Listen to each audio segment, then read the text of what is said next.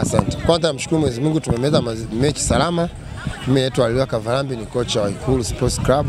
Mchezo ulikuwa mzuri kwa sababu kuna vitu ambavyo tulikuwa tulifanyia kazi kutokana na wapinzani wetu.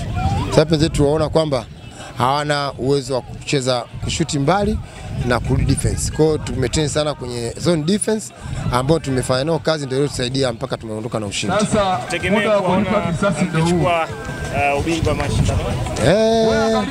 Kazi ipo kwa sababu Ulinzi nao na wachezaji wazuri na wamebeba kwenye masuala ya basketball. Sisi wengi ni wa netball. Kwa hiyo tutajitahidi na tutajitahidi finali.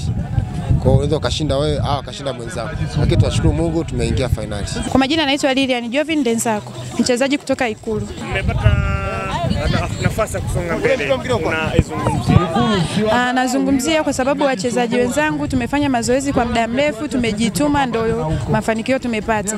Umegeuka kwa tishio sana. Nini siri? Siri ni mazoezi na kujituma uwanjani tu.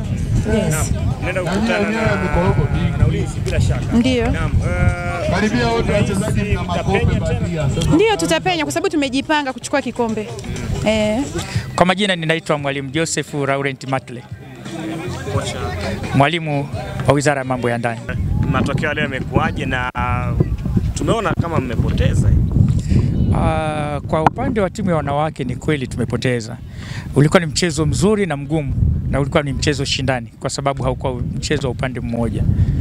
Nafikiri kuna frustration kadhaa kiwanjani zinapotokea kwa wachezaji.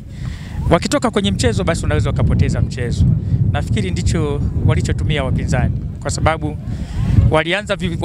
wapinzani wetu walianza vizuri, lakini baadaye tukarudi kwenye mchezo na tukawa tunacheza vizuri.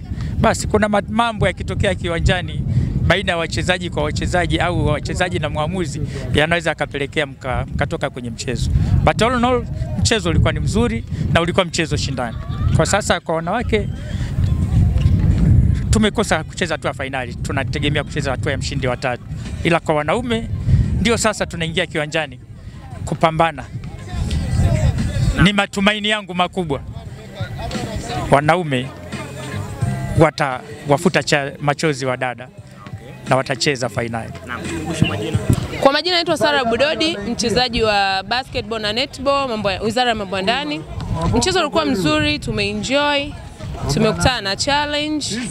Wachezaji wetu tunawajua wachezaji kwa ni wazuri, ni mazoezi hatujafanya kwa muda mrefu kwa pamoja. Kwa hiyo imeleta changamoto kidogo, lakini next time tutafanya vizuri zaidi. Leo tumepoteza kwa kama pointi 5, basket 5. Yes. Bado mmeshatoka kwenye mashindano? Hii ndio ilikuwa nusu finali, nadhani hao ndio wanaenda kucheza finali pamoja na Wizara ya Ulinzi. Sisi tumetoka, yes. Ukiwa Singida hapa ni kitu gani ambacho kunavutia? Hali ya hewa nzuri, mazingira ni mazuri, tumeenjoy kuwa hapa. Poa. Ya, niko poa. Naam, Singida unaionaje? Iko bomba. Nini kimekuvutia? Kuku wazuri wa kienyeji? Yeah. Okay. Sawa. Bana wewe upo hapa najua una timu yako, lakini wewe ni mpenzi wa michezo gani? Mimi ni mpenzi wa netball na football. Naam. Unaionaje michezo namna ambavyo inaenda? Inaenda vizuri, upinzani ni mkubwa na timu zote zimejiandaa vizuri. Naam, inaelekea mwishoni. Unafikiria kadri inavyosogea kuelekea nusu hadi finali, hamasa itazidi kuongezeka? Hamasa inaongezeka. Maana kila mtu amekuja kushindana na wachezaji wote wanajituma. Kila mtu anahitaji kuondoka na kombe. Tumekuuliza kama mdau wa michezo. Sasa wewe tuambie wewe ni nani na timu yako ni ipi? Mimi naitwa Augusta, na timu yangu ni Wizara ya Mambo ya Ndani. Kama mnavyoona tunazidi kung'ara. Tunazidi kuibuka videdea na mimi hata katika finali makombe mengi yatakuja kwetu. Nimeona hapa mmepigwa na Ikulu au sio nyinyi? For the first time mwenyewe nimeshangaa imekuaje. Lakini sio mbaya. Vikombe vingi tutapata, michezo ni mingi. Huu ni mmoja tu ambao tunaweza tukapoteza, lakini mambo ni mazuri kwa upande wetu Mambo ya Ndani. Wewe unacheza nini? Mimi nacheza netball. Wewe netball mambo yapoje huko? Yako vizuri sana. Nadhani habari mnazo. Hakuna mechi tuliyopoteza. Na wewe ikiwa ni miongoni mwa watu ambao wanafanya vizuri. Yeah. Bana kushukuru. Asante.